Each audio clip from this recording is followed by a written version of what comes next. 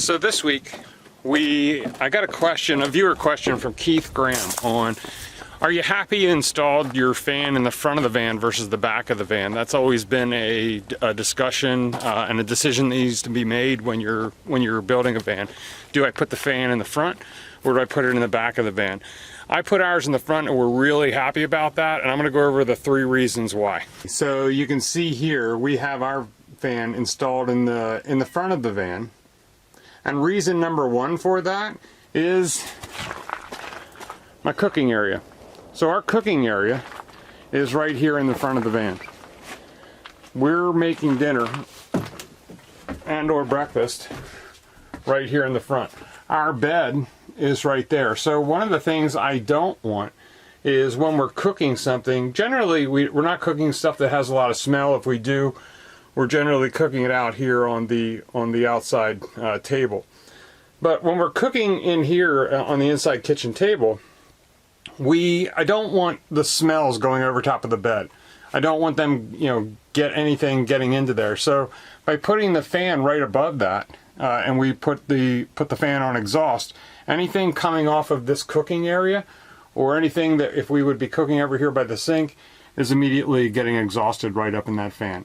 So that's reason number 1. Reason number 2 for installing the fan at the front of the van: the toilet. The front of the van tends to be our bathroom area. This is the area where we'll slide that toilet out, and we have a blackout curtain up that side in the front of the van here. And when one of us is using the bathroom, the other person would step outside, so the van kind of becomes the bathroom. Now, we use the Nature's Head composting toilet, which has an exhaust fan in it and goes out in a hose, then vents out the bottom of the van. But while you're going to the bathroom, having an exhaust fan, honestly, right above you, it gives you an extra level of confidence. There are 0 odors whatsoever in this van from any of that. So that's reason number 2 for having the fan in the front of the van. And reason number 3 for having the fan in the front of the van versus the back of the van, in my estimation, is airflow. And this may seem like an odd one, but because the whole idea of putting a fan in the back of the van is for better airflow while you're sleeping. But quite honestly, what we find when we're sleeping is we turn the MaxxAir Fan here on exhaust, and the 2 rear doors, we crack them. Now, when I say we crack them, we don't actually open them. They're still latched, but we kind of pull the handle and open it up on that first opening so that it's kind of half open. So we pull the handle and the door unlatches, but they're still connected. So they're not technically open, but they're giving a gap of air between the 2 rear doors.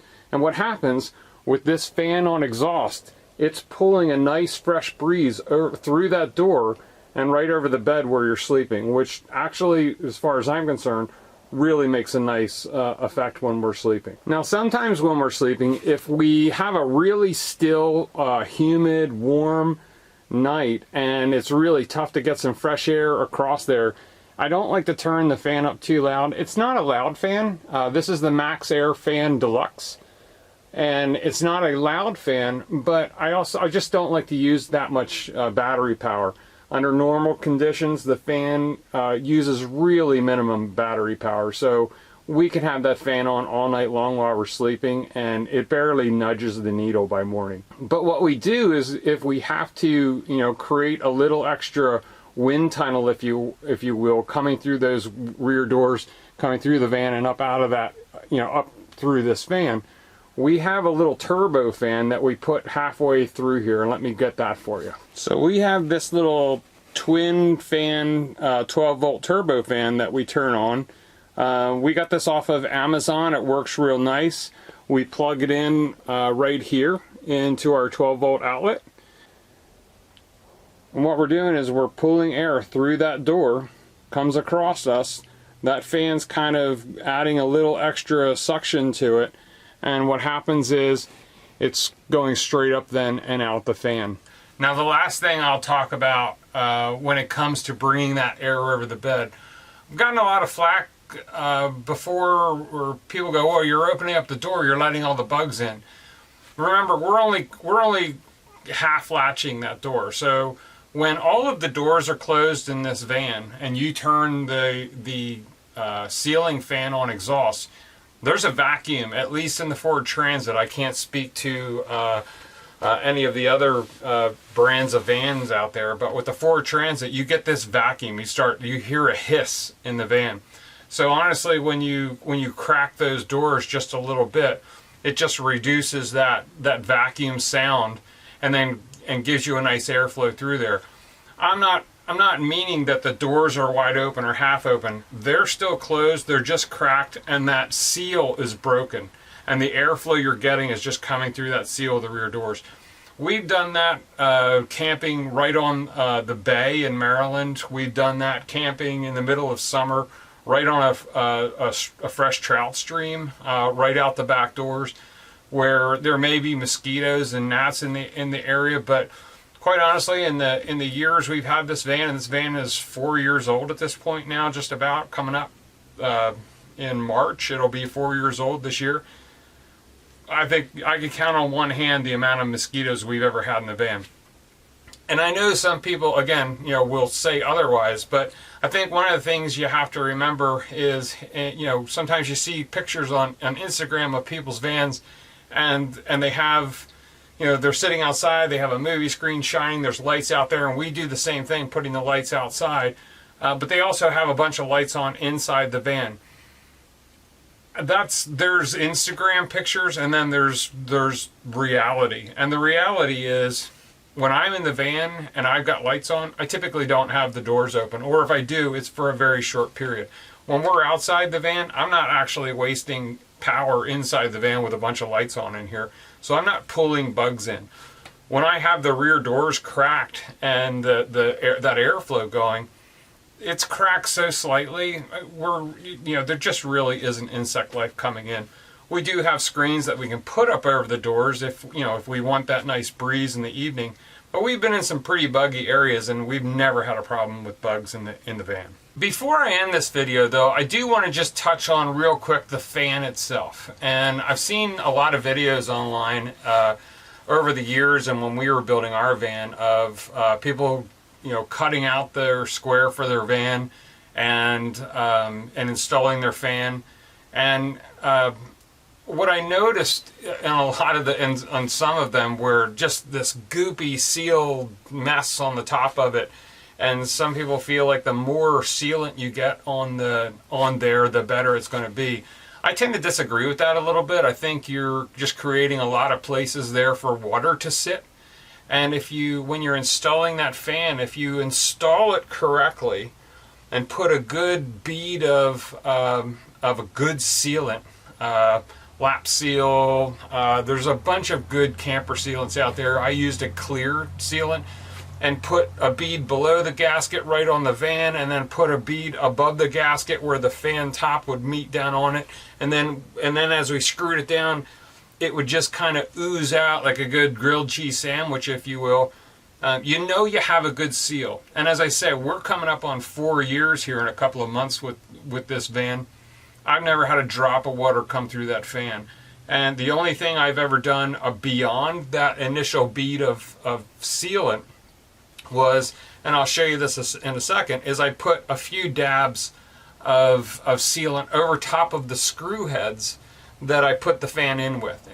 And 4 years later, those screw heads up there are still, there's not an ounce of rust or corrosion on any of them. And that helps protect them.